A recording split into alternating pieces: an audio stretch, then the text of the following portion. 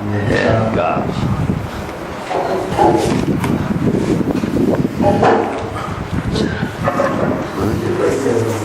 와중에 등피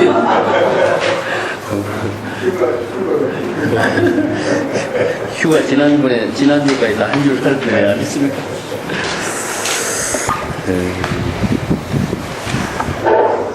우리 책에는 오늘 14쪽 밑에 부분 할 차례가 있습니다.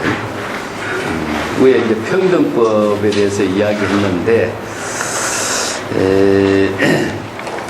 평등, 무상, 공이라고 하는 말은 망념이 다 비워지니까 우리 본래 청정한 진여 본성에 작용하는 것을 이제 평등이라고 하고, 우리가 열반의 경지라고 하고 깨달음이라고 하고 여러 가지 이제 표현하고 있습니다.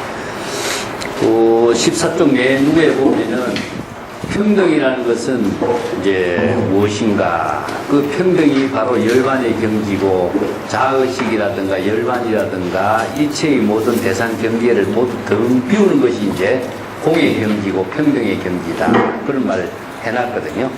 그래서 밑에 이제 봅시다. 이하이요. 그러면 어떤 것을 텅 비워진 공의 경지라고 하는가? 이 공이라는 글자 하나가 우리 불교에서 가장 독창성을 이루게 하는 이제 법문이라고 할 수 있습니다. 이 공의 사상은 중국인들의 사상에는 없거든요. 대승불교에서 이 공의 사상이 이제 정리가 됐는데, 시기적으로 보면은 1세기 전으로 해서 이제 공이라고 하는 언어가 만들어진 거죠. 공이라고 하는 글자는 제로라고 하는 기호와 똑같습니다. 근데 중국인들은 이 공이라고 하는 언어가 없어요. 공이라는 사상이 없어요. 그렇기 때문에 중국인들에서 노장자에서는 이제 무와 유라고 하는 사상 체계로서 이제 정리를 하고 있거든요. 그래서 이제 노자 같은 데서 41장 같은 데서 보면은 모든 존재의 근원을 무에다 두고 있죠. 이 때문에 무에서 유가 나왔고 유에서 만물이 나왔다 이렇게 표현하거든요. 그래서 만물이 나오게 된 근본은 유지만 유는 어디에서 나왔냐? 무에서 나왔다. 그래서 이제 무의 사상이라고 하는 것 자체는 아무것도 없는 가운데서 이런 표현도 되지만은 본래 자연이라고 하는 것이라는 이런 의미를 두고 있어요. 근데 중국에서는 공의 사상이 없어요. 그렇기 때문에 이걸 맨 처음에 이제 중국의 불교인들은 노장자에서 주장하고 있는 무라고 하는 사상하고 공이라고 하는 사상을 같이 이해를 해버린 거예요. 이게 격이불교라 그래요. 격이불교. 즉 노장 사상의 언어와 자기네들이 이해하고 있는 말에 맞추어서 공사상을 이해해버린 거죠. 이게 노장 사상을, 무의 사상을 갖고 공사상을 이해를 해버린 것으로 격이 불교가 된 거죠. 틀에 맞추어서 이해를 해버리니까 뭐가 생기느냐? 공사상의 본질이 죽어버리고, 노장 사상으로 공을 이해하다 보니까 불법의 본질이 그냥 왜곡되어 버리기 시작해요. 여기서 생기는 이제 부작용이 정법의 불교가 아니고 중국인들이 이해한 불교가 되었다. 그래서 이 불교의 정법을 바르게 제시하는 인연이 맺어진 게 된 것은 구마라접이 401년에 중국에 와요. 401년에 중국에 와서 이제 본격적으로 북이 시대 요진 불교의 왕권의 구마라접이 역경사업을 하도록 도와주면서 반야경이라든가 대성불교의 모든 경전의 사상을 바르게 번역을 하면서부터 왜곡된 불교에서 정법의 불교를 이해하는 시대로의 새로운 시대를 열어줍니다. 그래서 구마라접이라고 하는 사람의 번역이 이제 중요해요. 우리가 지금 보고 있는 것도 사실 이제 구마라접 번역이죠. 그 이전에 이제 번역에 문제점이 많은 것도 노장 사상의 언어로 이해하니까 문제점이 많은 거죠. 그래서 여기서 무라고 하는 자체는 모든 존재가 나오게 된 근거는 아무것도 없는 데서 뭐가 나왔느냐. 그러다 보니까 그런데 무를 해석하는 사람들은 실제로 아무것도 없는 것이 아니라 유가 나오게 된 근거이기 때문에 이것은 실제로 무라고 하는 말을 쓰지만은 실유인 것이다. 이렇게 해석해버려요. 이게 뭐예요? 철학가들이나 사상가들이 자신의 안목에서 사상에서 자신의 견해로서 해석을 하다 보니까 주석서가 얼마나 많은 주석서가 나오고 그 주석서가 해석하는 사람에 따라서 해석이 나오게 되겠죠. 그러다 보니까 기준이라고 하는 것 자체는 있느냐, 기준이 없게 되죠. 이 때문에 훌륭한 주석서가 어떤 사람이 썼느냐, 그걸 근거로 해서 권위를 토대로 해서 이제 공부를 하는 시대라. 그렇기 때문에 이거 자체도 무라든가 무의라든가 이런 말을 노장가에서 많이 쓰고 있는데 이걸 또 자연이란 말도 쓰고 있어요. 근데 무의나 자연이란 말을 쓰고 있지만 무의 자연의 내용은 무엇냐? 우리가 다른 사람이 해석으로서 뭐 외부의 힘이 전혀 가미되지 않는 상태가 자연이다. 본래 그 모습이 자연이다. 근데 본래 그 모습이라고 하는 자체를 어떻게 우리가 실증시키느냐? 무의 본래 모습이라든가 나무의 본래 모습이라든가 태양의 본래 모습이라든가 그 상태를 어떻게 실증시키느냐? 이런 것이 지금 이제 한편으로 본다면은 보는 사람의 입장에 따라서 해석에 따라서 이게 다를 수밖에 없죠. 그런 애매성을 갖게 되는 거죠. 이제 불교에서 이야기하고 있는 공이라고 하는 것은 법에 의한 겁니다. 이게 달라요. 그래서 중국 사상하고 불교 사상하고 차이는 불교에서는 법의 종교죠. 모든 것이 법으로 이루어져 있어요. 예, 그래서 이 법이라고 하는 것은 궁극적으로 뭐냐 하면은 인연법, 연기법, 뭐 진여법, 생멸법 모든 법이 이루어지는데 법이라고 하는 것은 바로 수학과 같습니다. 이게 논리적인 사고가 이루어져 있어요. 그렇기 때문에 불법 한다면은 부처의 지혜로 이루어지는 법이기 때문에 이 법에 맞추어서 사유하고 법에 맞추어서 깨달음을 얻고 법에 맞추어서 설법을 하는 것은 똑같게 되는 거죠. 그래서 과거, 현재, 미래 3세의 모든 세분이 똑같은 법을 설하는데 그 법은 바로 일체 번뇌 망념을 비우게 함으로 해서 이루어지는 법이기 때문에 불법이 되는 겁니다. 그래서 불법이나 진여법이나 이런 말을 쓰죠. 그래서 공이라고 하는 그 이 한마디는 무엇을 비우느냐? 번뇌 망념을 비운다. 오늘 그 여러분 표 나눠드린 거 있죠? 그걸 한번 보세요. 이제 서울대 비실론을 다 마치고, 이제 15도 강의 특강을 하면서 이걸 정리하는 것인데, 거기에 1심의 표가 있죠. 1심 가운데에 생멸문이 있고, 위에 진여문이 있는데, 진여의 문이라고 하는 것은 진여 본성이, 우리 진여의 참된 본성이 열애와 같은 지혜가 이루어지는 그 경지를 진여문이라고 해요. 진여문에 대해서는 바로 진여의 지혜로, 부처의 지혜로 이루어지는 세계이기 때문에, 이것을 이제 청정법이라고 합니다. 항상 신구이 삼업이 청정하게 정법으로 진여의 지혜로 이루어지고 있는 그 깨달음의 세계를 이제 진여문이라고 하고, 진여문을 이루도록 하기 위해서 불교에서는 여러 가지 이제 수행법을 제시하고 있는데 그 수행은 어디에서 이루냐면 생멸문에서 이루어져요. 생멸문은 무엇이냐면은 중생심으로 이루어진 세계를 표현해요. 그래서 이제 우리 1심이지만은 1심의 법이 여법학의 지혜로 이루어지는 것은 진여의 지혜, 열의 부처의 지혜고, 여법하지 못한 것은 뭐냐? 자기 생각으로 이루어지는 겁니다. 이게 내 생각으로, 자기 중심의 생각으로, 마음으로 이야기하고 판단하고 있는 것을 이제 중생심이라고 하는데, 이 공이라는 글자를 밑에 써놨죠. 1심 밑에. 공은 무엇이냐? 이게 생멸문으로 이루어지는 자기 생각의 모든 것을 비우는 게 공이에요. 그래서 이제 물질을 비우는 것이 아니라 물질을 보는 내 마음의 작용을 비우는 거예요. 이게 반야신경에서 색적시공 공적시색이라고 하니까 물질이 그냥 공이 돼버리는 것처럼 이해하는 것은 이것은 불법은 모르는 거죠. 물질을 보는 내 마음의 작용을 비우는 겁니다. 물질을 비우려고 비우시잖아요. 안 비워지죠. 이 물질에 보고 좋고 나쁜 생각, 이 물질이 크고, 못생기고, 이거 귀엽고 하는데 그 생각을 비우는 거죠. 어떤 대상 경제나 사물이나 물질을 보고 거기에 따른 자기 주관적인 생각이나 망념이나 의식의 모든 사고를 비우는 때에 자신이 그 대상 경계의 사물에 따른 분별심으로 일어나는 모든 망념을 다 비우는 거죠. 그걸 비움으로 해서 자신이 본심으로 되돌아가게 됩니다. 그 본심으로 되돌아갔을 때에 청정법을 이루고 불법을 이루는 깨달음의 지혜로운 삶을 이루게 하는 것이 불교의 가르침이거든요. 그래서 세계에서 공의 법문을 설한 법문은 불법 말고는 없습니다.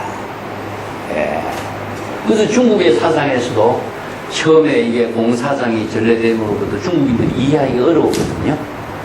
근데 구마라집이 경전 번역한 이후부터 대성불법이 많이 이제 전래되고 강자가 이루어지고 수행자가 이루어지면서 공의 사상이 중국인들에게 소화가 하기 시작해요. 여기에 주목한 사람들이 누구냐 하면은 선성들이 가장 여기에 주목을 했어요. 그래서 선성들이 성법을 가지고 공의 사상을 수용하면서 성법을 펼치기 시작해요. 이게 중국 불교의 혁명이 일어나버려요. 그 중국 사상사에 새로운 혁명이 일어나죠. 그래서 공이라고 하는 말의 언어를 정확하게 이해하지 못하면은, 공이 뭘 비우는 것일까? 이런 이제, 막연하게 이해하면은 곤란하죠. 그래서 공은 이체 중생심의 번뇌 망념을 비우는 것이다. 그래서 이하이공, 자, 무엇을 텅 비우는 공의 경지라고 이야기하는 것인가? 자, 단위 명작으로 공이요, 여차 이법의 무결정성이요, 덕시 평등이니 무유여병이요, 유유 공병 공병영공이요. 이 말이 참 어렵거든요. 어렵기 때문에 약간 이걸 좀 구체적으로 설명하겠습니다. 자, 비운다라고 하는 것은 뭘 비우는 것인가? 중생심, 자의식에 대한 번뇌 망념의 모든 생각을 비우는 것이다. 그래서 비우는 것은, 자, 여기서 이름으로서 공이라고 하는 말을 명자, 즉 이름으로서 공이란 말을 해놨지만은 이 이름으로 텅 빈 공이라고 하는 것인데, 이것은 무엇이냐 하면은 이 법을 비우는 것이다. 이 법은 무엇이냐면 나와 남입니다. 2차적인 사고죠. 자기의 주관적인 사고와 대상 경계, 옳고 그름, 선과 악, 이런 모든 사고를 비우는 것을 공이라고 한다. 자, 여기에 노장자에서 이야기하고 있는 사상하고 불교 산의 공사상하고 차이점을 한번 정리해 볼게요.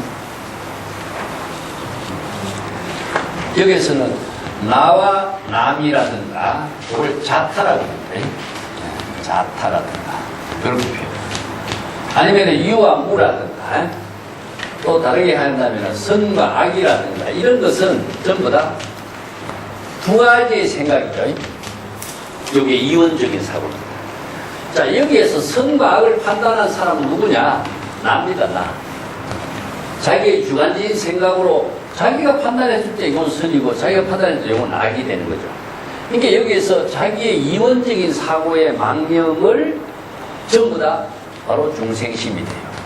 그래서 이 망념을 갖고 있는 한 분별의 사고에서는 영원히 벗어나지 못한다. 그래서 나와 남이라든가 유와 무라든가 선과 악이라든가 이것을 모두 다 텅 비우는 것을 공이라고 합니다. 그래서 여기 공이라고 하는 것은 자기의 주관적인 사고로서 나와 남, 차별 분별심을 비우는 거죠. 비워진다 하는 것은 무엇이냐 하면은 궁극적으로 본래로 되돌아가는 것이다. 본래 면목으로 되돌아가는 것이다. 근데 본래 면목을 불교에서는 이제 자신의 진여 본성이라고 합니다. 이것은 무엇이냐? 중생심이 되죠.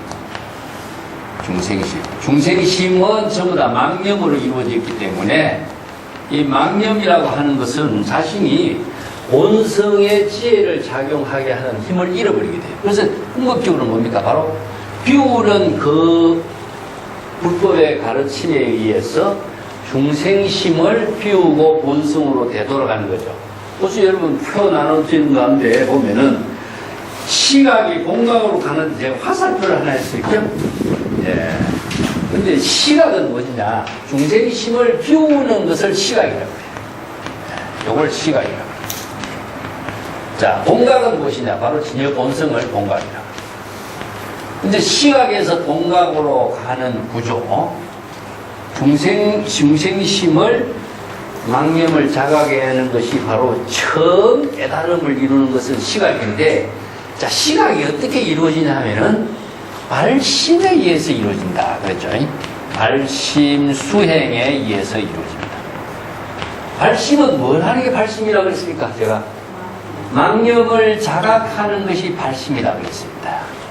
이거 초발심이에요. 무슨 발심에 해라, 발심에 하지만은 막연하게 발심을 어떻게 하는지 모르고 한다면은 발심을 실천할 수 없어요. 그래서 망념을 자각하는 게 발심이고, 이것을 처음 깨닫다 해서 이게 환경에서는 초발심이라고 해요. 네. 처음 망념을 깨닫는 것이 뭐냐? 시각이겁니다. 그래서 깨달음을 통해서 시각이 공각으로 되돌아가는 것을 불교에서는 수행이라고 해요. 그래서 수행이라는 언어를 바바라로 해놨죠. 그죠? 바바라. 이 언어가 불교에만 있는 언어예요. 네. 불법에서만 제시하고 있는 언어예요. 그렇기 때문에 망념을 자각하는 초발심에 의해서 정각을 이루는 깨달음이 이루어지죠. 자각하는 발심 수행에 의해서 정각을 이루게 되어 있습니다. 그래서 초발심이 바로 정각이다, 이런 말을 하거든요. 예, 여기 이제 수행이라는 것은 본래로 되돌아간다. 내가 뭐 표현하는데 귀자라고 써놨죠. 귀명이라는 말씀입니다. 이제 불법 수행은 시각에서 공각으로 되돌아가는 이 사상적인 구조가 숲에서 집으로 되돌아가는 겁니다. 자, 여기에서 망념을 없애려고 해라. 망념을 없애려고 한다는 것은 불가능합니다. 보통 망념을 없애려고 수행을 하는 것은 이것은 불법을 모르는 거죠. 없애려고 하면은 없애려고 하는 생각이 더 망념이 일어나요. 그래서 영원히 망념에서 벗어날 수가 없는 거죠. 자, 왜 망념을 없애려고 비우도록 하느냐? 그래서 이제 불교에서는 망념을 자각하는 것에 의해서 망념이 비워지도록 하는 수행을 제시한 건데, 망념이 불교에서는 뭘 하냐면은, 크게는 무엇이냐 하면은, 시간 낭비다, 첫째로. 시간 낭비입니다. 망념을 많이 하게 되는 것은 자신의 우리가 본래 청정한 본래 면목으로 지혜로운 생명을 할 수 있는 시간을 망념의 시간이 다 낭비를 시키게 만들어요. 그래서 이제 시간을 아껴 쓰라 하는 말이 광음가석이란 말씀입니다. 가장 그 선수행에서 첫 번째 선이 광음가석이라는 광음이라는 것은 시간을 말하죠. 그죠? 광음은 빛인데 시간을 아껴라. 그게 광음가석이에요. 시부대인이요. 요거 붙임말입니다. 시간은 사람을 기다리지 않는다. 시부대인이요. 이런 거. 시간을 아껴라. 시간은 사람을 기다리지 않는다. 이 말이 망념을 피우지 마라. 시간을 낭비하지 말라. 왜냐하면 망념을 하면 할수록 그것은 자신의 진여의 지혜로 자신의 지혜로운 삶을 생명 활동을 하는 것을 낭비하는 시간만 돼요. 네. 우리가 인간이 뭐 75% 뭐 80%의 모든 생각은 과거의 생각을 하는데 과거의 생각은 궁극적으로 시간 낭비하는 거예요. 이것이 바로 불교에서 망념을 비우라고 하는데 가장 중요한 이야기고, 두 번째는 무엇이냐 하면은 이 망념이 업이 된다. 업을 만들기 때문에 생사윤회하는 고통을 만들게 돼요. 이 때문에 시간 낭비임과 동시에 번뇌 망념에 고통을 만드는 생사윤회의 고통을 만드는 업을 만들기 때문에 생사윤회의 고통을 만들어. 그러니까 중생심으로 자신의 삶을 스스로 고통을 만들면서 시간 낭비한다.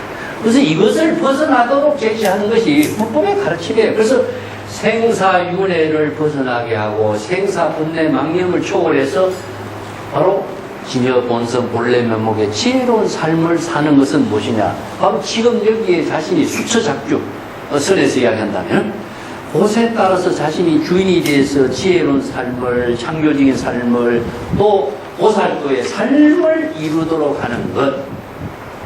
이것은 궁극적으로 누구를 위한 것이 아니라 자신의 본래 면목의 지혜로운 삶을 이루게 하는 그 법을 제시한 거예요.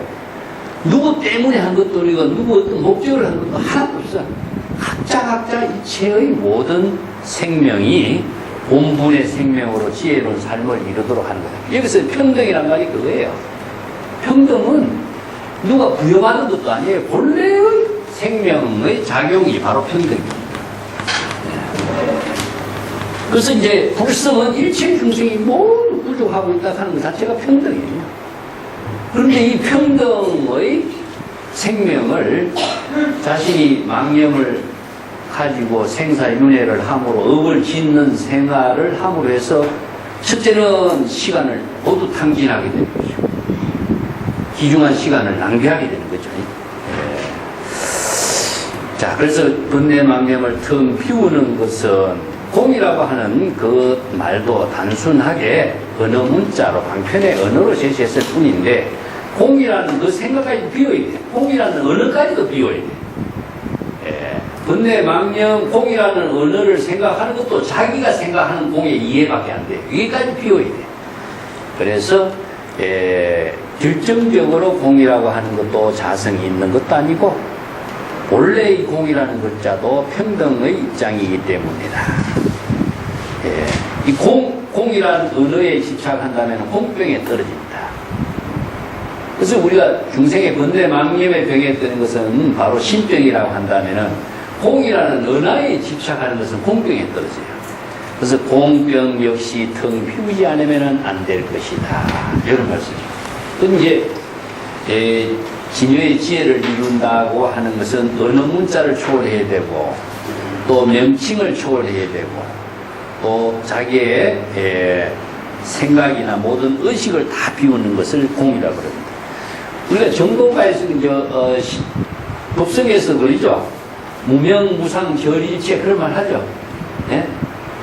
이게 모든 이름이 고정적인 이름은 없어요. 우리가 여기서 방편적으로 사용하고 있는 말들은 선과 악이라든가 동서남북이라든가 공이라든가 이런 언어가 실제로 있느냐 하면은 전부 다 이것은 방편의 언어입니다.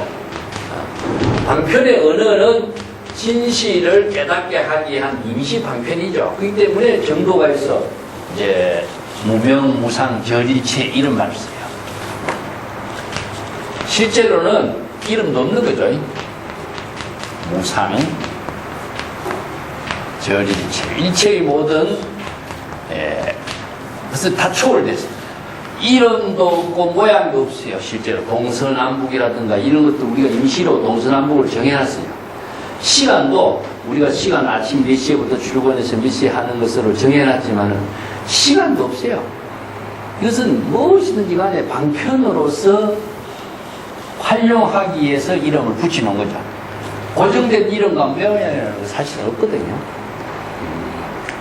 자기가 중심으로 해서 이름이 생긴 거죠. 동서남북도 생기고 선과 악이라고 하는 자기 생각으로 판단하는 것은 규정은 있지만은 우리 본래 면목으로서 지는 근원에서 볼 적에는 이것은 고정된 이름이 없다. 그래서 이제 이런 경기는 정기소지 비역이다. 깨달음의 지혜로서 체득하는 경기지 바로 중생심으로서 알 수 있는 경계가 아니다. 이런 말씀. 정지라는 것은 부처의 깨달음의 지혜로서만이 알 수 있어. 소지. 그게 불지견입니다. 비여경, 중생심으로서 할 수 있는 경계가 아니다.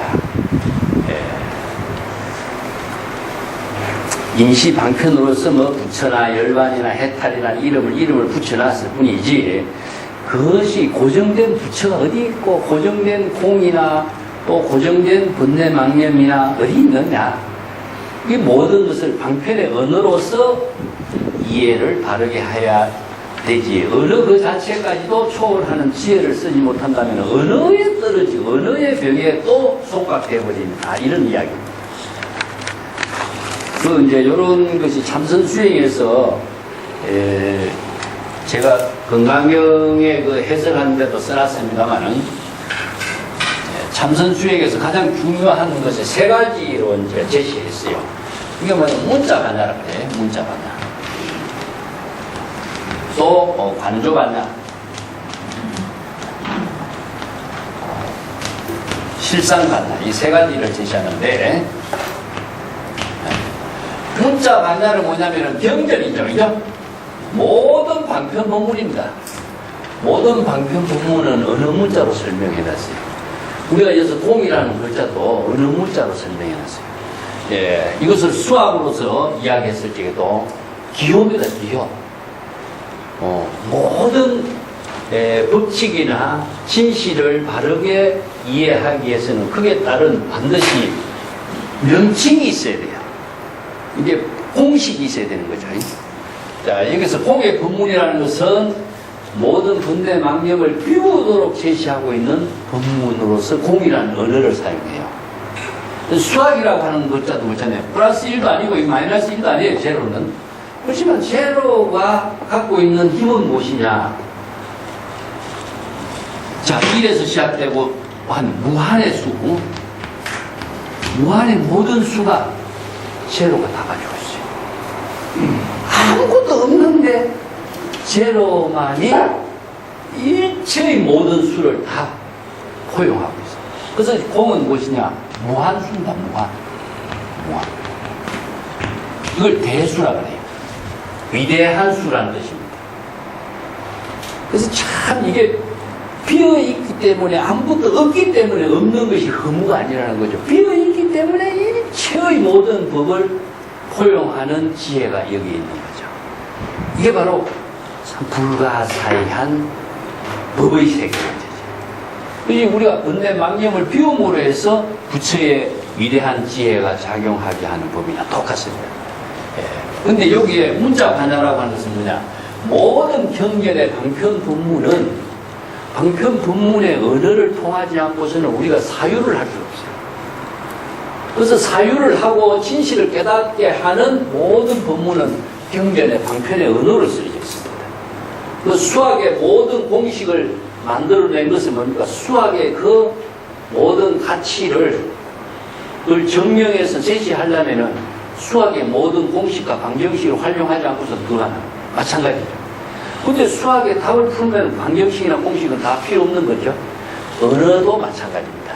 그래서 이제 문자를 통해서 관찰, 관조하라 해서 지혜로 모든 법을 관찰할 수 있는 안목을 갖춘다. 이걸 이제 관조, 지혜, 관찰 이렇게 쓰는데 언어를 사용하는 거예요. 궁극적으로 우리가 참선을 한다 할 적에 참선하려면 어떻게 참선해야 되는가? 가만히 묵상해라, 명상을 하라 이런 말 하는데 명상을 하고 묵상을 하라지만 무엇을 묵상하는가 하면은 막연하죠. 예? 문자. 어느 문자를 사용하는 겁니다. 어느 문자가 어떻게 사용되죠? 일체유의법은 영롱한 표현입니다. 일체의 모든 법은 실체로 존재하지 않고 하나와 같은 것이다. 그래서 일체의 법이 왜 하나와 같은 것인가? 자신의 마음으로서 인식하고 있는 세계일 뿐이죠. 그래서 이걸 유심이라고 해요. 유심. 우리가 마음으로 인식하고 있기 때문에 그 세계가 있는 것이고 인식하고 있기 때문에 나와 남이 있는 거거든요. 그런데 마음으로 인식하고 있는 것은 무엇이냐? 자기 마음속에 망념으로 작용하고 있다는 사실을 본인은 몰라. 그래서 망념으로 작용하는 것은 아까도 말했지만 시간 낭비, 업을 짓는 것. 이것은 바로 쓸데없이 시간 낭비하고 업을 짓는 일만 하고 있는 거잖아요. 참선 수행을 열심히 하는데 망념으로 시간 낭비하고 업을 짓고 있는 거예요. 그거는 참선 수행이라 할 수 있겠느냐? 참선 수행이야. 그건 업을 짓는 일만 하고 있는 거죠. 그렇기 때문에 문자로서 진실된 진여의 지혜로 법을 사유하는 것을 관조로. 일체유의법은 영홍한포형이다. 응장여시간이다. 일체유심조다. 이런 법의 법문을 통해서 자신의 의식의 작용을 잘 관찰할 줄 알아야 돼. 그래서 망념인가 망념이 아닌가를 판단할 수 있는 힘이 나와야 돼. 그렇지 않고서는 망념 속에서 한참 열심히 생각하는 것이 자기 참선한다고 생각하는 거야. 망념에서 벗어날 수 있는 초발심 수행을 할 수 있는 능력을 자신이 여기서 찾아내지 못하는 것은 지혜로서 자신이 지혜로운 삶을 만들지 못하는 거예요. 망념 속에 빠져서 벗어나지 못하는 거예요. 그래서 실상마나 자신이 바로 진여의 지혜를 깨달음으로 이루도록 하는 능력을 찾는 겁니다. 그래서 이게 참선 수행하는 법을 처음 이렇게 제시한 거예요. 어느 문자를 통해서 사유하지 않고, 그렇게 방편 수행이라고 하는 것은 방편 법문을 사유하는 겁니다. 방편 법문을 사유하지 않고서는 참선 수행을 할 수가 없어요. 이걸 이제 중국의 선생들은요, 경전에 이런 많은 법문들을 중국인들이 이해하기가 좀 어렵고 수행하기가 어려우니까 선에서는 이 공안으로 제시해요. 공안으로. 공안이라는 말이 알죠? 이게 뭐냐, 참선 수행하는 과제입니다. 과제. 이 과제를 내가 가끔 이야기하지만 조주 스님에게 음양존자 그러잖아요. 나는 한 물건도 갖고 있지 않다. 본래 무일문의 경지를 나는 깨달았습니다. 스님, 날 어떻게 생각하십니까? 난 인정하시겠습니까? 이렇게 질문하는데 조주는 방아차하라 그렇지, 이제 내려놓으라 그러면 내려놓으라. 내가 한 물건도 갖고 있지 않고 깨달음의 경지를 이루고 이체 개공의 경지를 이루는데 내려놓을 게 뭐가 있습니까? 하니까 그럼 짊어지고 가라 그러거든. 이렇게 간단한데 본인은 깨달음의 경지를 이루어서 본래 무일물의 경지, 본래 면목을 체득한 경지라고 생각하는 거예요. 그런데 방아착 하락하니까서 뭘 내놓으란 말입니까? 모르는 거야. 여기서 뭐 방아착이라는 말은 비우다는 통이에요. 내가 일체 개공의 경지를 이루었는데 뭘 내놓으라고 하는 겁니까? 본인이 몰라. 왜냐? 안목이었기 때문에. 이 조주의 눈에서는 네가 깨달았다라고 하는 자부심, 아만심, 교만심, 그걸 짊어지고 다니고 있지 않느냐는 거지.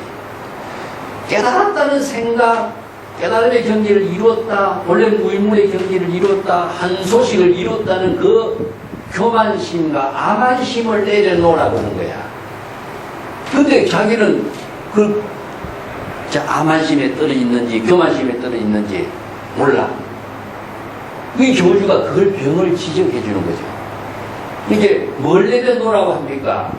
그러니까 내려놓을 것이 없는데 뭘 내려놓으라고 합니까? 그럼 짊어지고 가라. 너는 영원히 생사윤회하는 망념으로 중생의 삶을 살아라 그러거든요. 그래서 자각하는 거예요, 거기서. 그래서 이게 공안이라는 것은요, 바로 자신이 평생 수행해야 할 과제를 여법하게 참고해서 자신이 바로 그 안목으로 부족하도록 하는 문제를 제시해 주는 게 공안이에요. 이건 참선 수행을 의심을 한다고 해결되는 문제는 아니에요. 바로 문자를, 공안이라는 문자를 안야의 지혜로 간주해서 바로 제법의 실상을 깨닫도록 해야 자신이 일체 개공의 경지, 본래 면목의 지혜를 여법하고 여실하게 제법 실상법을 깨달아서 실행할 수 있는 능력을 부족하는 거예요.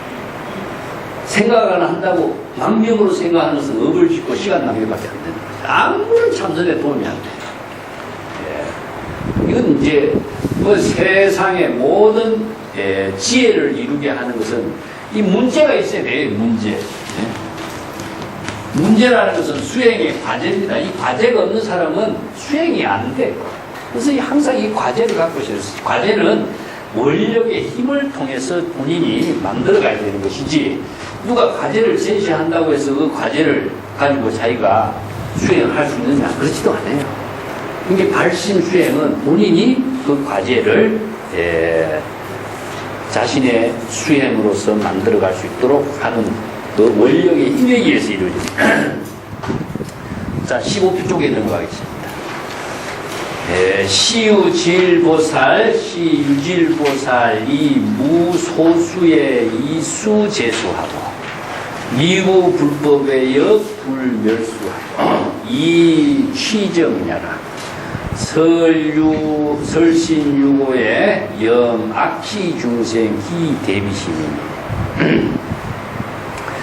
자, 이렇게 신병이 있는 거, 유질보살이니까 병이 있는 보살, 중생이 병이 있기 때문에 나도 병이 있다 그랬죠. 저 보살이지. 중생이 병이 있기 때문에 나도 병이 있는 이 보살은 중생과 함께 하는 원력행을 실행하는 보살은 이 무소수라는 것은 의식으로 대상 경계를 받아들이지 않는 겁니다. 무소수, 무소유, 무소등, 무소구 전부 다 공의 경지란 말이에요. 일체 번뇌 망념을 다 비워진 경지로서 이게 이제 공이라는 말의 다른 표현의 하나라고 할 수 있어요. 이걸 금강경에서 이야기한다면은 무상, 무주, 아니면은 무념 이런 말도 씁니다.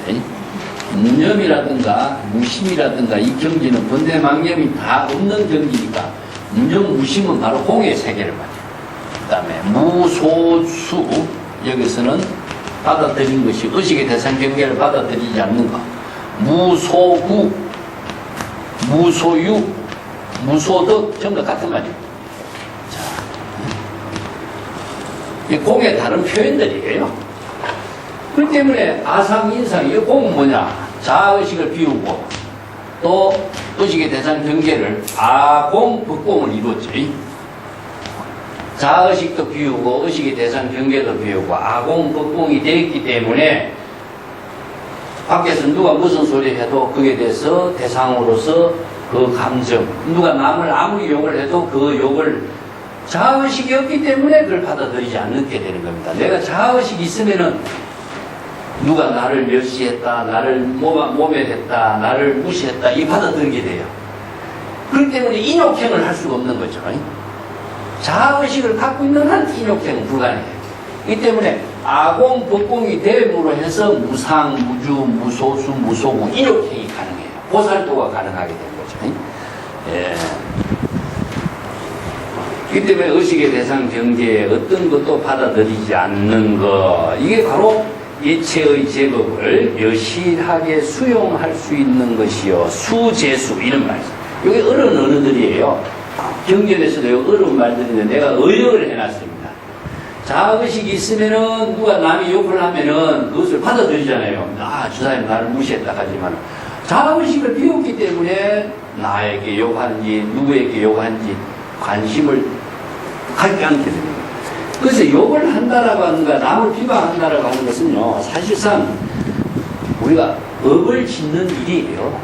업을 짓는 일인데 그것을 그 업을 짓는 사람과 내가 동참을 하면 내도 같이 업을 짓게 되는 거죠. 그 본인이 동참하지 않는 것은 무엇이냐? 자의식을 비우고 대상 경계를 비울 때 내가 자신이 동참하지 않게 되는 거예요. 이게 무소수라고 하는 말은 그런 의미를 두고 있습니다. 이 때문에 무소수는 공이고 수재수는 불공이에요. 공과 불공입니다. 그래서 진공묘유의 지혜를 이루는 것이고, 미구 불법의 여불멸수 이치정야라, 요 말은요, 불법의 지혜를 부족하지 못한 입장, 이게 미구 불법, 불법이라는 것은 부처의 지혜로 작용하는 법을 완전히 갖추지 못한 거예요.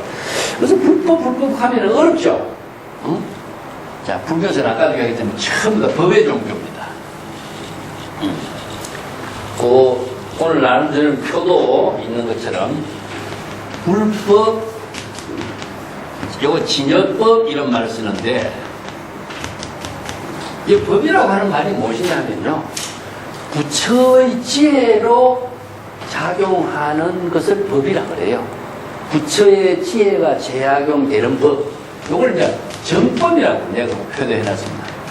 신구의 삼업으로서 이루어지게 하는 법, 이 법이라고 하는 것은 인연의 법으로서 작용하게 하는 것을 전법이라고 표현해요.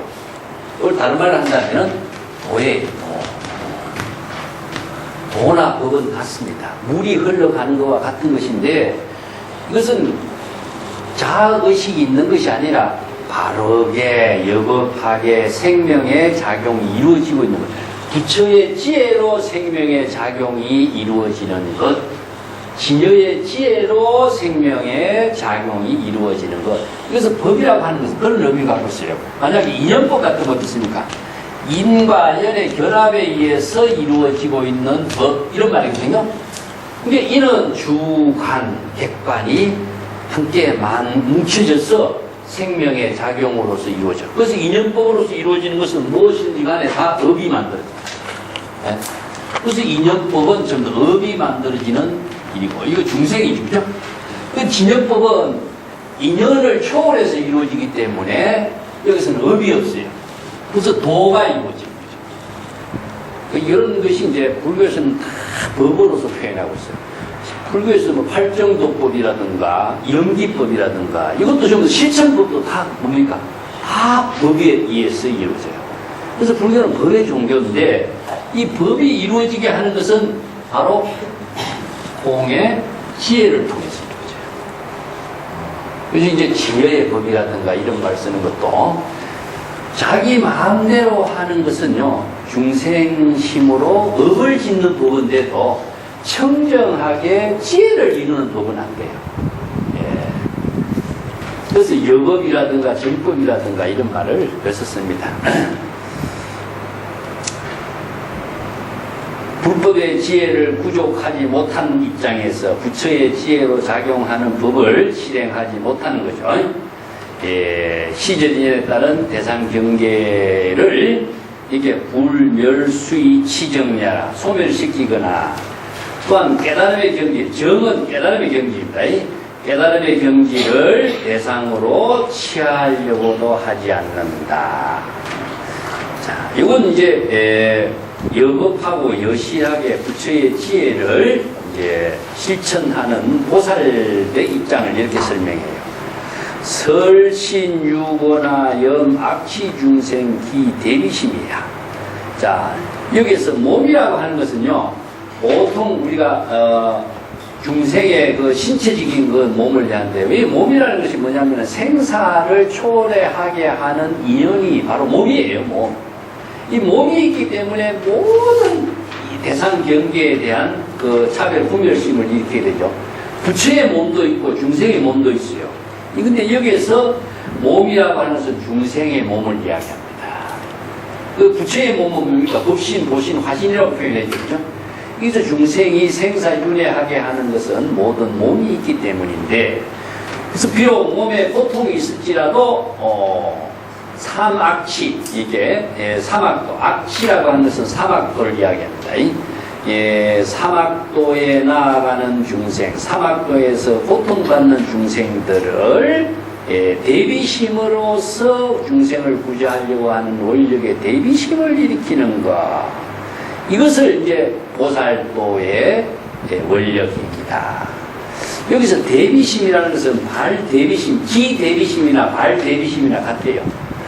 그래서 왜 보살은 중생 구제의 원력을 이루고자 하는가? 이게 대비심 때문에. 그래서 대자대비라고 하는 말을 쓰는데, 저 중생은 어디 있습니까, 그러면? 항상 이 문제를 우리가 경전에서 부처나 보살이나 중생이란 말이 나오면은 이것이 따로 존재한다고 생각하면 안 됩니다. 그래서 관계에서 이야기하는 것이 중생의 마음이나 심, 중생, 부처, 이 셋은 차별이 없어요. 시산무차별이랍니다. 차별이 있다고 생각한다면 자기 생각으로 이해하는 겁니다. 그러면 마음과 부처와 중생, 이것은 뭡니까? 무엇에 따르느냐?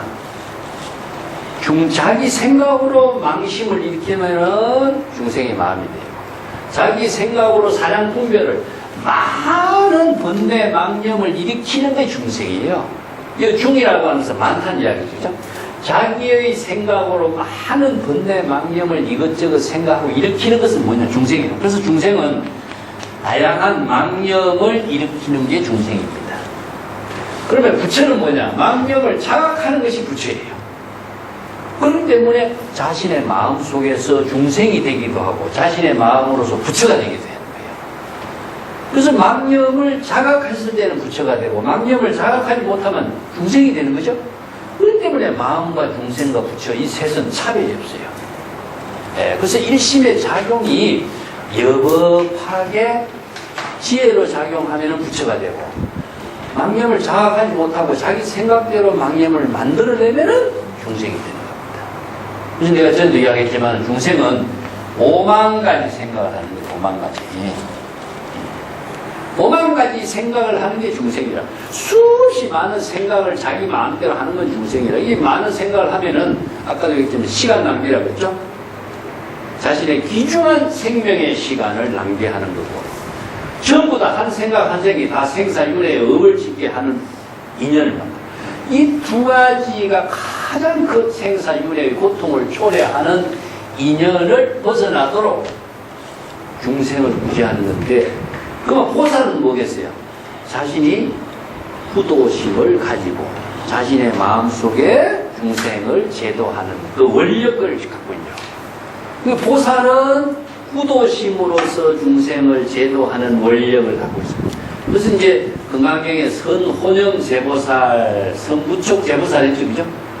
그러면 열애는 참 훌륭하십니다. 열애는 중생을 다 잘 보호하고 보살이 중생의 번뇌 망념을 떨어지지 않도록 잘 하는, 보호해주는 거죠.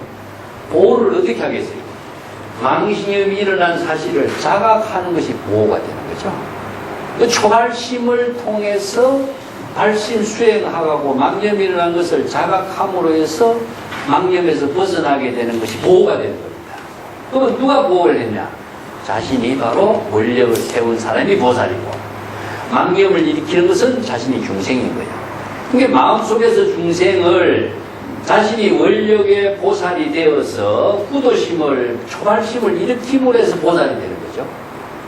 그렇기 때문에 중생을 제도한다는 것은 궁극적으로 자신이 원력을 통해서 발심을 할 때 보살이 되고 중생을 제도하는 일이 돼요.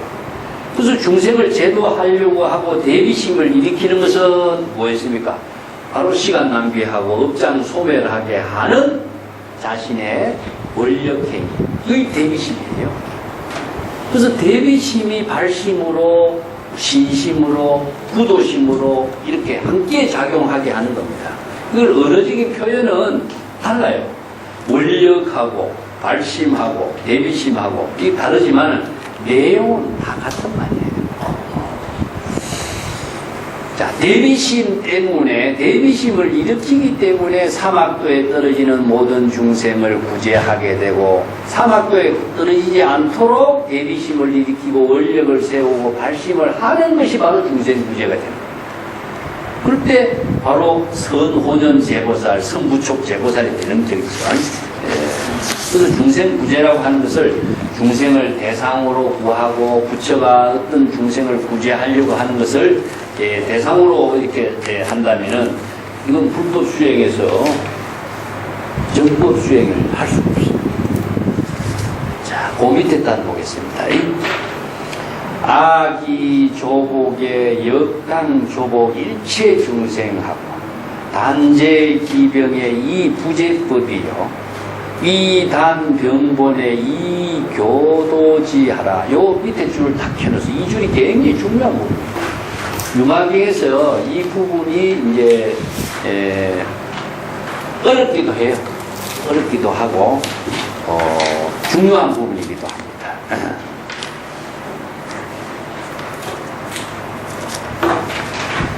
자, 자의식을 통해서 일체 번뇌 망념을 조복하고, 그래서 이 조복이라는 것은 자의 주관적인 나만과 자의식의 물법을 다 망념을 깨달아서 자신의 중생심을 조복한다. 그래서 항복이라든가 조복이라든가 것이 금강경에서는 운하항복기심 이런 말이 나오죠, 그죠?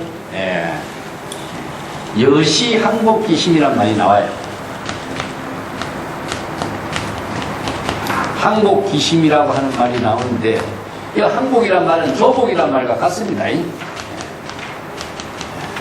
조복이란 말이나 항복이란 같은데 여기서 기심은 무엇이냐? 자기의 중생심으로 자의식으로 자기가 중생심으로 망심을 일으킨 것을 항복시키는 거거든요. 그러면 조복도 뭐냐? 자신의 중생심을 조복시킨다, 항복시킨다. 요 말을 글자대로 한다면은 망심을 항복받았다, 망심을 항복시켰다 이런 말이 되지만 항복시키는 마음이 누가 항복을 시키겠어요? 그러면 내가 항복시킨다는 나도 중생이고 항복하는 망심도 중생심이고 중생심을 가지고 중생심을 항복시킨다고 되겠어요? 안 맞아요. 그렇기 때문에 조복이나 항복이란 말은요 사실은 망념을 비우는 겁니다. 망념을 비우는 방법은 궁극적으로 어떻게 되겠어요? 망념을 비우는 것은 발심에 의해서만 이루어져요. 그렇기 때문에 불교는 발심 수행밖에 없습니다. 망념을 자각하는 것이죠. 여기에 망념을 자각하는 것이 발심 수행입니다. 이게 법의 불교는 수행이라는 언어를 알아야 돼요. 수행이라는 언어를 정확하게 알아야 방편 수행을 하게 되고 항복, 번뇌 망념을 없애려고 한다면 영원히 없앨 수가 없어요. 그래서 번뇌 망념이 일어난 사실을 자각하는 것이 뭐냐? 초발심이 바로 정각이 돼요. 이걸 선에서는 연기적각. 내가 오늘 나는 준 표에다가 내가 시각에다 보세요. 시각. 시각 옆에 발심수행이라고 해놨죠. 자, 발심수행의 내용을 두 가지로 정리해보면 신심수행하고 방편수행이 있어요. 신심수행은 무엇이냐 하면은 망념을 자각해서 진여 본심을 깨달음으로 이렇게 수행하는 겁니다. 이걸 도노 견성 성불 그래요. 신심수행. 그러면 방편수행은 무엇이냐? 경전의 본문을 수지 독송하는 게 방편수행입니다. 경전이나 의록의 방편 본문을 수지 독송하는 거, 읽고 수지하고 독송하고 이것을 그냥 대상으로 글자를 읽는 게 수지 독송이라고 하지 않습니다. 마음으로 읽는 거예요. 마음으로. 마음에 심안으로 읽고 심안으로 수지하고 수지한다는 것은 불법의 지혜를 자기 자신의 지혜로 마음대로 활용할 수 있는 능력을 갖춘 것을 수지라고 해요.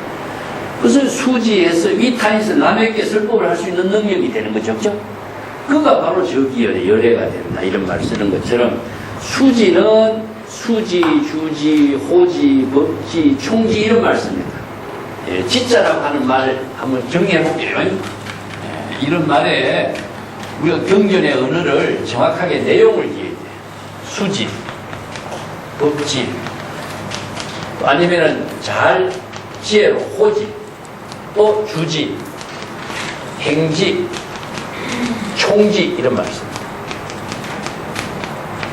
총지라 말을 쓰면 다란이죠. 다란이라고 하는 것은 바로 모든 불법을 전체적으로 잘 자신이 활용할 수 있는 능력을 갖춘 게 말이에요. 우리가 사찰에 주지 스님이 하는 것도 옛날에 중국 선언에서 주지는 뭐냐 하면은 법을 활용하고 법을 설할 수 있는 사람이 주지예요. 그래서 주지가 방장에 거주한다.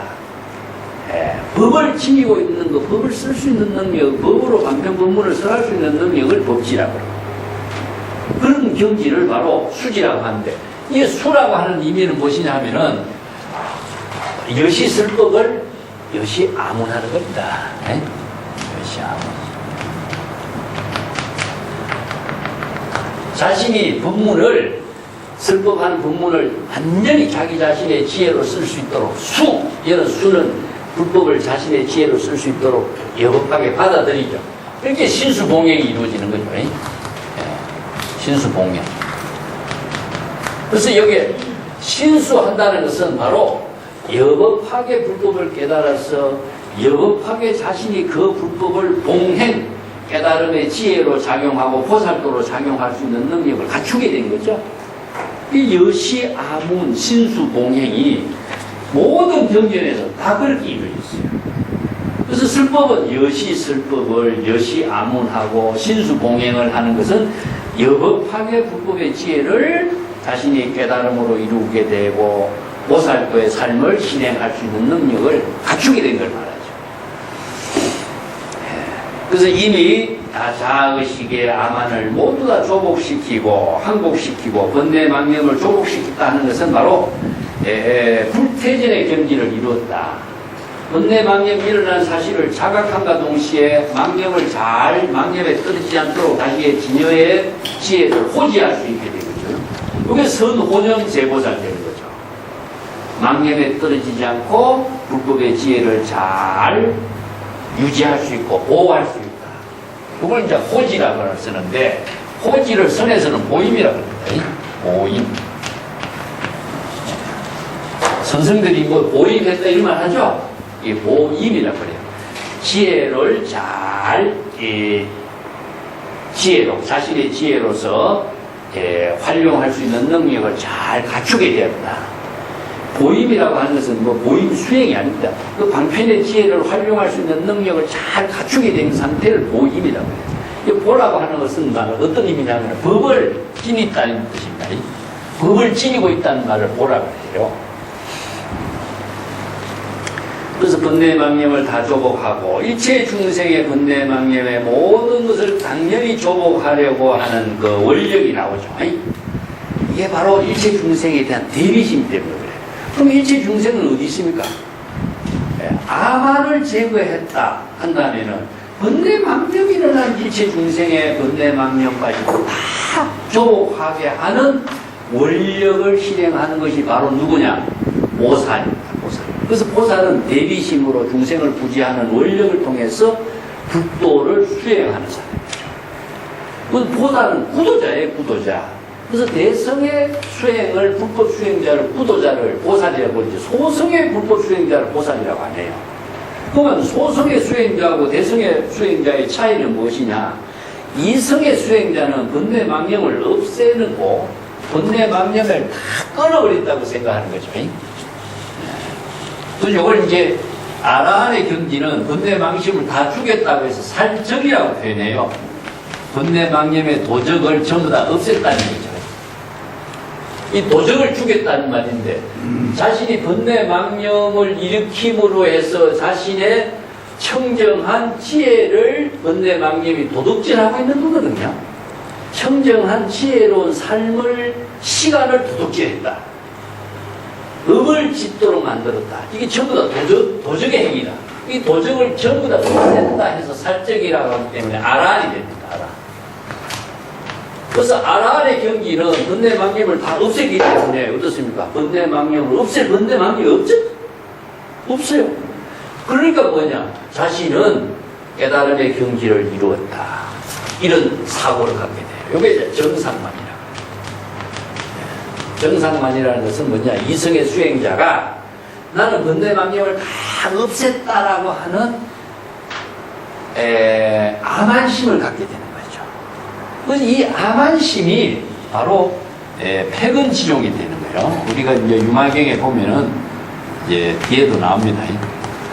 패근지종이 돼. 대성의 종자가 썩었다. 이 아만심 때문에 대성 불법을 수행하려고 하는 발심을 하지 않아요. 네. 발심 수행이 이루어져야 되는데 발심 수행을 안 하니까 이성의 수행자가 대성의 불법 수행을 하게 나아갈 수 있는 종자가 없는 겁니다. 그래서 열애의 종자, 부처의 종자, 이게 종이라는 것은 바로 이제 기실론 같은 데는 불종이라고 씁니다. 부처의 종자, 열애의 종자 이런 말을 쓰는데 열애의 종자는 어디에 있느냐? 발심 수행에 통해서 있어요. 근데 발심 수행을 안 해. 나는 번뇌망념을 다 끊어버리기 때문에 번뇌망념을 없앤 사람이 무슨 발심을 하는데. 그래서 이성의 수행자는 대성의 부처의 종자가 썩었다 이런 말을 쓰죠. 그게 교만심이죠. 이 선에서는 이게 이제 종사병이라고 합니다. 선생들이 남은 깨닫게 한다고 애를 쓰는데 자기는 깨달음의 경지에 이루었다고 자만에 빠져 있어요. 그러니까 자기가 발심을 하지 못해요. 네.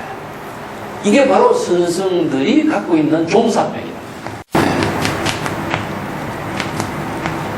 종사의 병에 빠져서 발심을 하잖아요.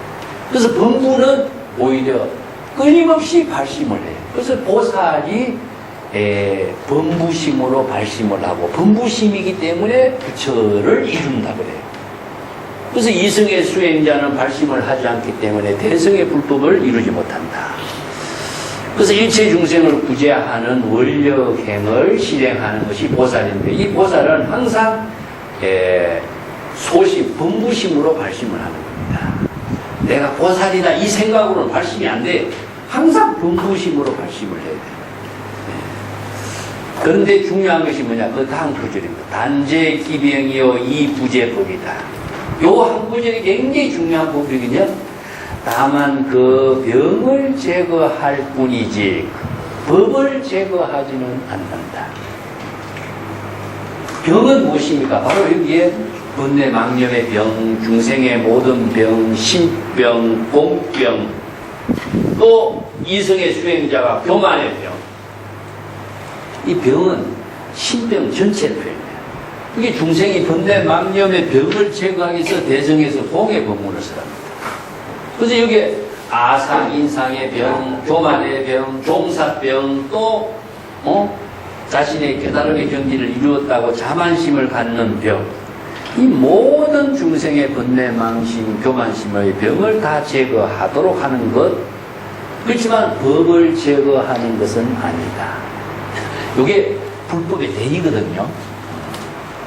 자, 이걸 정리를 해보겠습니다. 내가 여러 번 자주 설명하지만은 본래 면목은 우리가 진여의 우리 본성을 말합니다. 진여 본성은 항상 진여 여법하게 생명하게 돼 있어요. 그래서 이걸 선에서는 본래 면목이라고 해요. 진여 본성이 여법하게 지혜로 작용하는 것을 바로 부처라고 하고 열애라고 합니다. 근데 이 진여 본성이 지혜로 작용하게 하기 위한 불교의 방편 법문은 뭐냐? 공과 불공이라고 말했습니다. 금강경에서 이걸 이제 무실, 무허 이렇게 표현했습니다. 일체의 모든 존재는 실체가 없는 것이고 이런 말이죠. 그렇지만 허망해서 아무것도 없는 것도 아니다. 자, 이걸 진공의 묘유라고 합니다. 이게 불법의 대의예요. 그 진공은 어떻게 해야 진공이냐? 바로 선정의 경지를 이루는 것이 진공이다. 선정의 경지를 이루는 것은 무엇이냐? 중생의 모든 망심을 다 비우는 것이다. 통이란 말이나 선정이란 말은 같은 말입니다. 자, 그럼 묘유의 지혜가 작용은 어떤 것이냐? 지혜로서 이루어졌다. 지혜가 이루어지는 것은 어떤 지혜냐? 방편의 지혜다. 우리가 지혜 하지만은 이 방편지를 말하고 있습니다. 방편지는 어떻게 이루냐? 시절 인연에 이루어져요. 시절 인연. 내가 여러분 그 표를 나눠줬죠. 매국을 보면 10십자 해놨죠. 시간과 공간 속에서 수처작주로 이루어지는 지혜예요. 이 지혜가 고정된 지혜는 없습니다. 시절 인연에 맞추어서 판단할 수 있는 능력의 지혜를 방편의 지혜라고 해요. 자, 이 지혜는 여기에서 자, 진공에서는 무엇이냐? 자의식이라든가 모든 망념이 다 비워졌어요. 그렇기 때문에 진여의 지혜로서 묘유의 작용이 불가사의한 지혜가 이루어지는 거죠. 이 지혜가 바로 방편의 지혜로서 이걸 어떻게 표현하냐? 수연이라고 해요. 수연. 수연성이라고 해요. 그것을 이제 불수자성 수연성이라고 우리가 불성에서 이야기하죠. 자성을 고수하지 않기에 시절 인연에 따라서 부처의 지혜를 이루는 것이요. 그래서 부처의 지혜로 이루어지는 것을 수연성, 견성, 성불이 됩니다. 우리 선에서 이야기하는 견성, 성불은 부처를 이룬다 하는 것이 아니라 부처의 지혜를 이루게 하는 거예요. 그래서 이것은 항상 ing 상태에서 이루어지는 것이지 진행형으로 이루어집니다. 진행형. 예, 그래서 수연성으로 부처의 지혜를 이루게 하는 거예요. 이게 이제 번뇌망념을 비우는 것이 공이고, 진여의 법이 지혜로 작용하는 것은 제거하는 법이 아닙니다. 이것은 그대로 여여하게 지혜로 작용하도록 하는 것. 이걸 진공묘유를 다만 그 병을 제거하고 법을 제거하지 아니한다. 이렇게 표현해요. 다른 말로 바꾸면은 진공묘유입니다. 예. 그래서 번뇌망념의 중생의 신병을 제거함과 동시에 진여의 지혜로 여법하게 작용하는 법은 제거하는 것이 아니다. 그래서 제법 실상이 여법하게 작용하도록 하는 것을 말합니다. 그 뒷구절 이단병본의 이 교도지요. 그래서 이제 설법을 어떻게 했느냐, 이런 법을 깨닫도록 하기 위해서는 중생의 모든 병의 근본을 차단하도록 하는 것이 바로 방편법문으로 해서 중생의 모든 병의 근본을 차단할 수 있도록 그 법을 잘 교도, 지도하고 인도하는 것이다. 이게 불교 설법을 통해서 이루어집니다. 그래서 이제 부처가 설법을 하는 것은 무엇이죠? 바로 중생의 번뇌망념을 제거하고 진여의 지혜가 여법하고 여실하게 보살도로서 실행할 수 있는 법을 제시하는 거죠. 그래서 병을 제거하는 법은 어떻게 제거해야 되는 것이고, 진여의 지혜가 여법하게 작용하는 법은 어떻게 이루어질 것인가, 이것을 바로 설법으로 하는 거죠.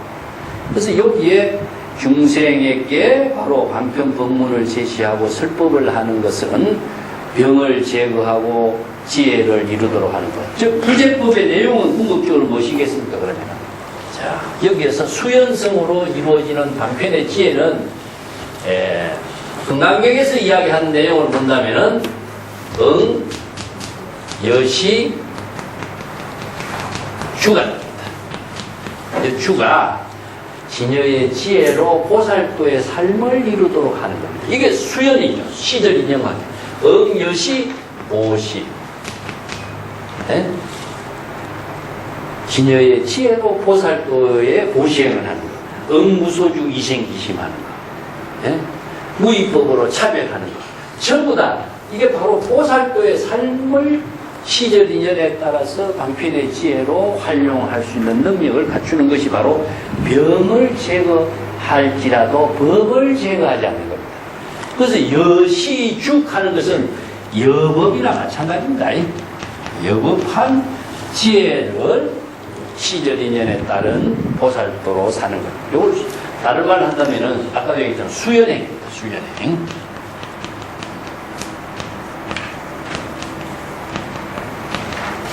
수연행, 수연성 같은 말이에요.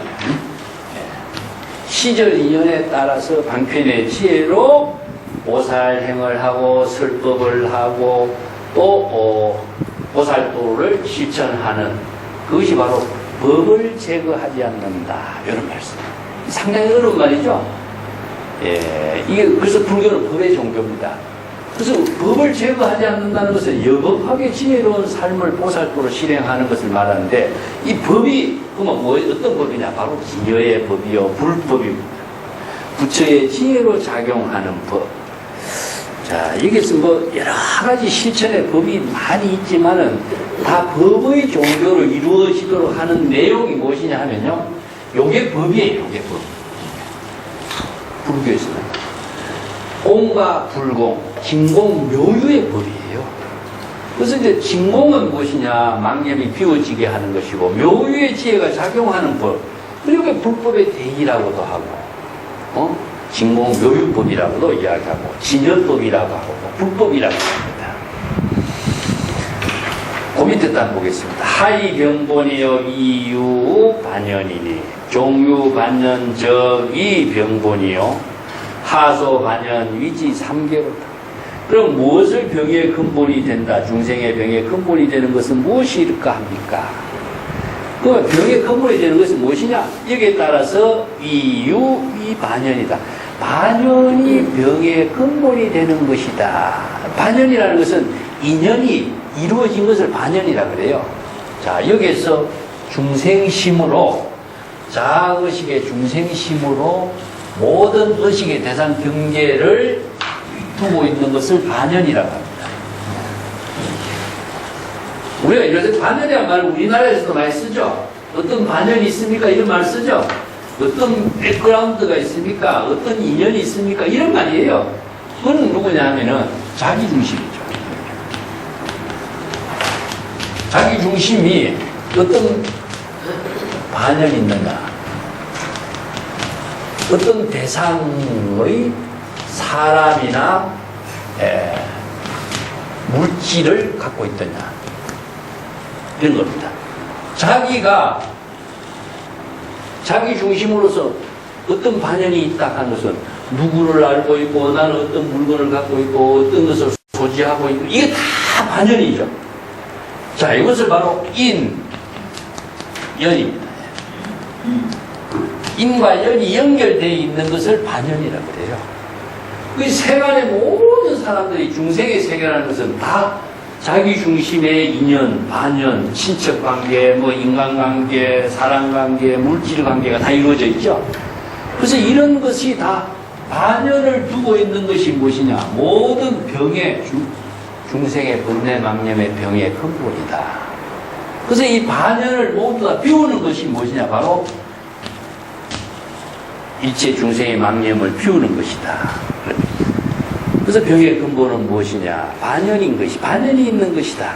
자아의식과 의식의 대상 경계의 모든 인연을 연결하고 있고 인연에 속박되어 있는 것을 반연이라고 한다. 반연이 있게 된다면 모든 병의 근본이 되는 것이다. 인과 연의 인연관계가 이루어진 것은 모든 반연이 있는 것이니 이것이 바로 중생이 자아의식과 대상 경계에 속박되어 가지고 자기 생각대로 번뇌 망념의 신병이 이루어지고 또 여러 가지 차별 분별심으로 망념에 있으니까 그 병의 모든 근본이 되는 것이 반연이다. 하소 반연 위지상계요. 이 반연이라고 하는 것이 바로 이름하여 삼계라고도 한다. 욕계, 색계, 무색계.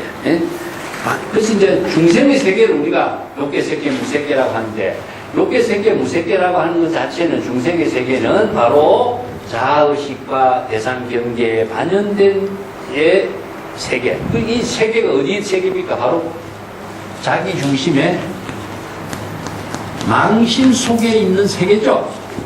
그래서 이 세계가 실제하는 세계가 아닙니다. 그러면은 망신 속에 삼계가 있는 것이고, 그래서 망계 삼계는 무엇이냐? 화택이라고 해요. 복하기 위해서. 그래서 불타는 집이 무엇이냐? 욕계, 색계, 무색계, 삼계는 번뇌 망심 속에 있는 세계입니다.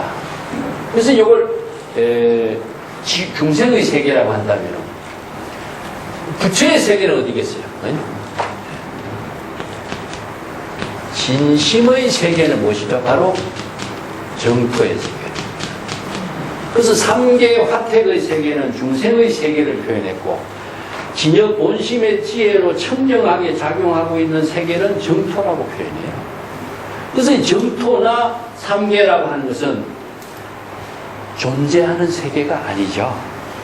자, 진심의 세계는 지혜가 작용하는 세계고, 신구의 사법이 청정하게 작용하고 있는 세계이기 때문에 공덕이 이루어지는 세계를 정토장엄 공덕이라.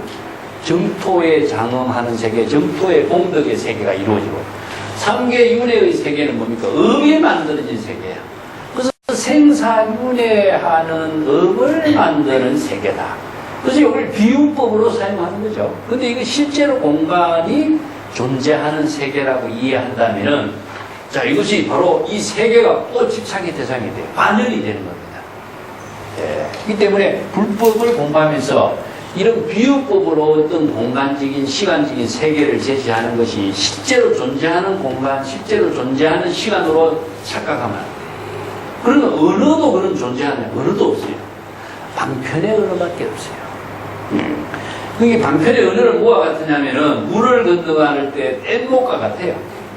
뗏목이라고 하는 것은 강물을 건너가기 위해서 필요한 방편 도구에 불과한데, 그 방편 도구를 물을 건너가서 짊어지고 다닌다 한다면은 그 언어에 속박되는 거와 또 마찬가지죠. 이 때문에 모든 것은 시절 인연에 따라서 방편의 지혜를 활용하는 방편의 언어예요. 그 시절 인연을 떠나면은 전부 다 그것이 다 비워져야 되는 것이지. 예, 우리가 내가 참불관 이야기를 자주 하는데, 옛 인연을 잊고서 이런 말 쓰죠? 옛 인연을 이어서 한다면 어떻게 되겠어요? 영원히 그 속박, 관연에서 벗어나지 못해요.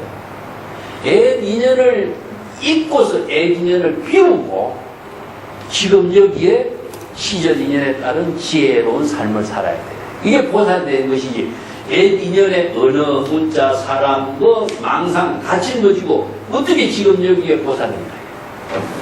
이 참불가 같은 경우도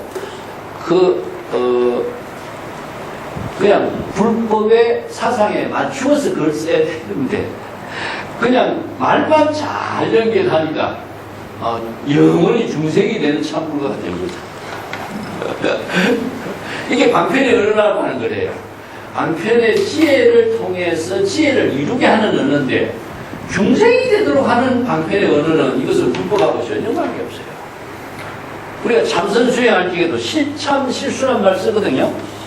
많이 들어봤죠? 참선 수행은 실참, 실수를 해라. 그래야만 참선 수행은 실로, 참된 깨달음을 이룬다. 이런 말을 씁니다. 여기서 실이라고 하는 말이 무엇이냐 하면은 여실이에요, 여실.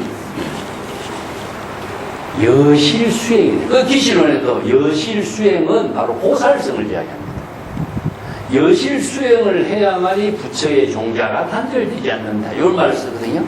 그러면 여법 수행, 여실 수행은 기녀 삼매로서 이루어지는 수행을 말해요. 나머지 자기 생각으로 수행하는 것은 여실 수행이 아니에요. 그래야만이 방편 수행을 여법하게 여실하게 방편 수행을 하게 되고 그래야만이 여실하게 제법 실상을 깨달아요. 근데 이런 언어를 우리가 자기 마음대로 이해하고 자기 마음대로 해석해서 주장하게 되니까 이게 중생심으로 실상법을 쓰라니까 중생이 되버려요. 이런 언어들이 불법에 많이 우리가 오해를 불러일으켜요. 여기서 반열이라든가 무소라든가 무소득이라든가 이런 말도 우리가 정확하게 이해를 해야 정확한 언어를 통해서 사유를 하는 것이지 참선을 하는 것이지 언어를 잘못 쓰면은요 사유가 안 되고 참선이 안 돼요.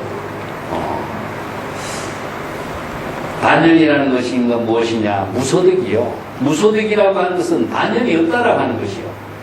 무소득이라고 하는 것은 이견을 열리는 것이다. 자아의식과 의식의 대상 경계, 나와 남, 선악, 부모, 일체의 모든 조건학권, 이런 차별적인, 분별적인 두 가지의 견해의 생각을 열리는 것이다.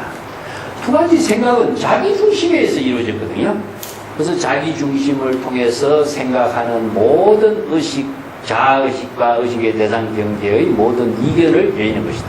이 세간의 중생심의 모든 사고가 이견입니다. 이견. 이견이라는 것은 이원론적인 어떤 사고죠. 예. 자, 이원론적인 사고라는 것은 자기 중심으로 이루어져요. 자기 중심. 그래서 세간의 모든 것은 이원론적인 가치로 이루어졌는데, 불교에서 제시하고 있는 모든 생각, 모든 정신은 뭐냐? 그 이원론적인 세계를 세속적인 가치관이라고 해요. 세속의 지라고 하는데, 이걸 이제 불교에서는 출세간의 지혜로 만들어요. 출세간. 그래서 세간과 출세간의 출세간은 무엇이냐? 일원이라고 해요. 일원. 진연은 하나잖아요. 자, 이걸 불이라고 해요. 자, 이원론적인 사고를 불의의 사고로 전향하도록 하는 것이 중생의 차별 세계를 본래 근원으로 되돌아가서 차별을 초월하게 하는 것이 불의법문입니다. 그 불의는 무엇이냐? 중생의 숲에서, 번뇌망념의 숲에서 진여 본성의 집으로 되돌아가는 것입니다. 그러면은, 되돌아가는 것이 불법 수행의 깨달음이냐? 이게 아니라는 점이죠. 집으로 되돌아가는 것이 깨달음이라고 생각하는 건 착각이에요. 그러면은 여기에서 공간을 옮겼을 뿐이고 의식의 사고만 옮겼을 뿐이에요. 그죠? 그렇기 때문에 세간법과 출세간법을 모두 다 초월하는 것이 바로 불법이에요. 오늘 표 나눠드린 거 한번 보세요. 시각에서 본각으로 갔죠? 여기에. 예. 시각에서 본각은, 시각은 무엇이냐? 초발심이에요. 본각은 무엇이냐? 본래 면목이 집입니다. 내가 그 표를 해놨습니다. 그러면 시각에서 본각으로 되돌아가는 것은 깨달음이에요, 깨달음은. 이건 신심수행이라고 해요.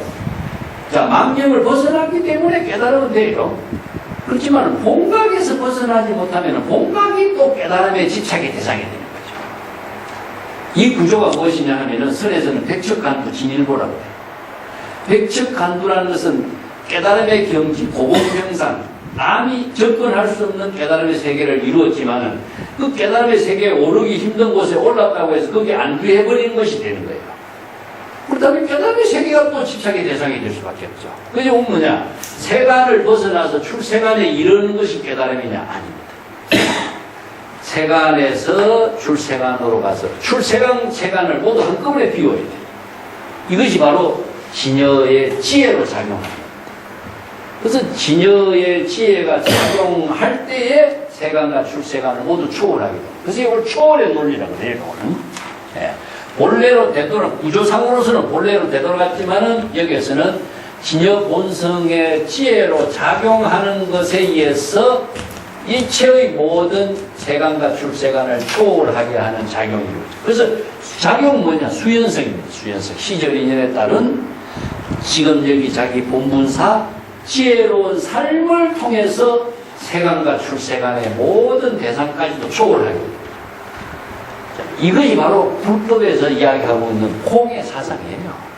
그러면 세간과 출세간까지 배우지 않고서는 부처의 지혜를 이루지 못하는 거죠. 그래서 여기에 깨달음의 경지까지도 초월해야 된다. 여기 내가 본각에서 본래 면목의 집에서 각의 초월이라고 내가 써놨죠. 그 각의 초월이라는 것은 궁극적으로 어디로 대상을 향해 가는 게 아니에요. 부처의 지혜로운 삶을 실행할 때 이루어지는 겁니다. 예. 어디로 간다 하는 것 자체는 목적을 지향하기 때문에 자치나 흔적이 없이 그걸 조도라고 이제 환경에서 이야기해요. 새가 흑공을 날아다니는 것을 조도라고 그러는데 흑공에 멈출 수가 없잖아요. 그죠? 흑공에 새가 날아다닌다는 것은 날개를 움직이고 있는 지금 현재 진행의 생명작용에 의해서 이루어져요. 흑공에 어떻게 머무르겠어요? 그렇기 때문에 생명의 작용이 끊임없이 시절 인연에 따라서 작용할 때에 바로 일체의 모든 세간과 출세간까지도 초월하는 묘용이 이루어진다. 이게 진공 묘용, 묘유의 작용입니다. 그건 이제 시절 인연의 본분사 이런 말도 쓰고 시간과 공간에 지금 여기 자기 본분사를 실행하는 그것이 바로 상구본이 하와증생으로 이루어지는 것을 이제 공덕행이 된다 이렇게 표현합니다. 자, 여기서 자아의식과 대상경계의 모든 상대적인 차별에 대한 두 가지 견해, 이원론적인 모든 사고를 다 여의도록 하는 것이 바로 공입니다. 공. 여기서 무소득이 바로 공이에요. 무소득도 아까 얘기했지만 공의 경지를 이루도록 하는 거예요. 어떻게 해서 이견이 되는 것인가? 이 내견, 외견, 시 무소득이요. 내견, 외견이라는 것은 내견은 자의식이고 자기 중심의 사고가 내견이고 외견은 무엇이냐? 자신의 의식의 대상으로 보이는 경계를 자기가 보고 인식하는 것을 외견이라고 그래요. 내외라고 하는 것은 마음 속으로 마음 밖으로 이런 표현이에요. 그 마음 속으로 자기가 생각하는 것이고 마음 밖이라고 하는 것은 대상 경계의 사물에 대해서 보는 견해를 갖는 것 이것이 이견이다. 내견과 외견, 아상과 인상, 나와 남 이체의 대상 경계의 사고를 모두 다 무소득형 비우는 것이다. 무소득, 무소유, 무소구 의식의 대상 경계에 대해서 그것을 목적으로 두지 않는 것이다. 문수사리 시 유질보살이 조복이시며 위단 노병사고 시 보살보리니 야굴여시면 이기소수치요 이무해리하리라. 비유하자면은 위여성은이 내가이용이나 여시경제 노병사자는 보살지여라. 이 구절도 굉장히 어려운 부분인데 조금 설명해 볼게요. 문수살이 보살이여. 이것이 바로 중생이 병이 있기 때문에 보살이 병이 있다라고 하는 유질보살, 보살이 병이 있는 보살이 그 번뇌망심의 병을 조복하고 항복하는 것이다. 항복하는 것은 무소득에 의해서 항복이 되죠. 이제 번뇌망념을 비우는 것에 의해서 항복이 되는 겁니다. 이걸 무소득을 복이라고 바꿔보세요. 아상인상 번뇌망심에 대한 모든 의식, 자의식, 대상경계를 비우는 것, 무소득, 내견, 외견을 무소득으로 일체 개공의 경지를 이룰 때에 바로 이것이 병이 있는 보살이 번뇌망심을 조복하는 것이 되는 것이다. 이러한 법문이라고 하는 것은 생로병사의 고통을 모두 차단하게 되는 것이니 이것은 바로 이 보살이 불법을 수행하려고 하는 보살이 보리라는 깨달음을요. 이제 보리는 어떻게 깨달음이 이루어지죠? 바로 발심에 있어 이루어집니다. 그래서 발보리심, 발심. 우리가 깨달음이라고 하는 말이 나오면요, 번뇌망념을 깨닫는 겁니다. 항상 발심은 번뇌망념을 발심, 자각하는 것이고, 깨달음은 무엇이냐? 번뇌망념이 일어난 사실을 자각하는 것이 바로 보리이고 깨달음이에요. 그래서 발보리심, 발심 똑같은 거예요. 그리고 깨달음이란 말에 대해서 깨달음을 굉장히 신비주의로 하는데, 이것은 자신이 불법에 의해서 망념을 자각하는 것이 깨달음이요, 발심인 겁니다. 자, 자신의 번뇌 망념을 모두 다 차단하고 망념이 일어난 사실을 자각하는 것이 차단이 되겠죠. 그죠? 이것이 바로 보살의 깨달음입니다. 망념을 자각하는 게 초발심이 바로 정각을 이루는 것이 깨달음이에요. 만약에 이와 같이 불법을 수행하지 못한다면은 자기 자신이 올바른 불법의 수행을 하지 못하고 수치라고 하는 것은 수행을 통해서 중생의 모든 병을 치료할 수 있는 것이 이루어지지 못하고 그렇기 때문에 해리 지혜와 중생을 이익되게 하는 일이 도무지 없게 되는 것이다. 그 해리라고 하는 것은 지혜 작용을 통해서 중생을 구제하는 번뇌망념에서 벗어나고 생사윤회를 벗어나게 하는 것이 중생을 요익하고 이익되게 하는 것이거든요. 지혜 작용으로서 중생을 이익되게 하는 일이 없어지는 거예요. 여법하게 수행을 하지 않고서는 이런 이익 지혜로 작용해서 중생을 구제하는 이익을 실행할 수가 없는 것이다. 이런 말이 상당히 어려운 말이죠. 이게 문장으로서도 어렵고 내용상으로 어렵습니다. 이게 불법의 수행 체계라든가 진여법의 본질을 알아야 이 문장을 정확하게 이해를 해요. 다른 보통 경전을 한자로만 번역하면요. 앞에 병은 제거하는데 법은 제거하지 못한다. 이걸 그냥 구렁이 담둥이 같이 넘어가봐요. 내용이 뭔지 모르니까 거기에 대해서 해설을 못 해버립니다. 이 부분도 마찬가지입니다. 여기서 해리라고 하는 말은 지혜로 작용하기 때문에 중생이 이익이 되는 겁니다. 이익이 된다는 것은 중생의 생사윤회를 벗어나게 되는 이익이 되는 거죠. 해탈 열반의 경지를 이루는 이익이 되는 거죠. 그래서 지혜 작용에 의해서 중생이 깨달음을 얻는 이익을 체득하는 거죠. 이러한 여법한 수행을 실행하지 못한다면 자신이 올바른 수행으로서 번뇌망념을 치료할 수도 없는 것이요. 지혜 작용을 통해서 중생의 깨달음으로 이끄는 이익을 실행할 수가 없게 되는 것이다. 이런 표현입니다. 여기. 비유하자면은 성은 아주 수성한 중생을 원망하는 지혜가 번뇌망념이죠. 그 중생의 번뇌망념, 남을 원망하는 것을 수성한 지혜로서 다스리는 것을 이름하여 용맹이라고 하는 것이다. 그래서 가장 용맹이라는 것은 자기를 이기는 것이 용맹이에요. 불교에서. 이 용이라는 글자는요, 인욕행을 하는 용기를 용이라고 합니다. 그 인욕행위라는 것이 궁극적으로 무엇이냐? 자기 자신을 탐진치 삼독의 병을 치료하고 자기 자신의 모든 고통을 극복하는 지혜를 인욕행위라고 그래요. 그게 용기를 말하는데 수많은 병사를 이기는 것은 자기 자신을 이기는 것만 못하다 이런 말이 북구경에도 나와요.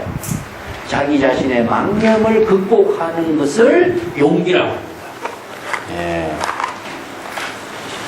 우리가 대상을 두고 이기는 것은요, 이것은 업을 짓는 일이밖에 안 돼요. 그것이 진정한 이긴다라고 하는 건 이기는 것이 아니죠, 그죠? 예. 그래서 이걸 내건 극명지공이라고 합니다. 안으로는 부지런히 자기 자신을 번뇌망념을 극복할 수 있는 것을 이게 수행의 공이에요. 수행의 공은 지혜로서 이루어져요. 보통 우리가 공이란 말을 이렇게 공덕이라든가 이런 말을 쓰는데 수행을 통해서 이루어지는 지혜를 공이라고 합니다. 외용 부정지대교.